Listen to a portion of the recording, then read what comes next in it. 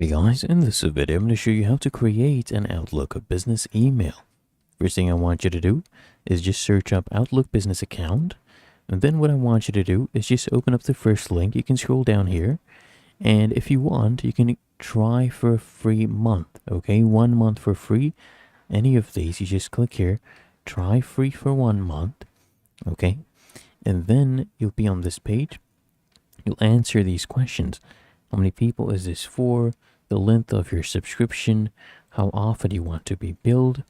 Okay, and here due today is $0 because it'll be free for a month. Okay, you'll not be billed, you can cancel. So you come here, you enter your email address, okay, your work or school email, and it'll check if you need to create a new account for this, and then you just proceed further and add your payment to confirm and complete the order. Right, you just add your payment details. That's pretty much it. After that, you would have your Outlook business account. If you found this helpful, make sure you smash that like button, subscribe to App Mentor.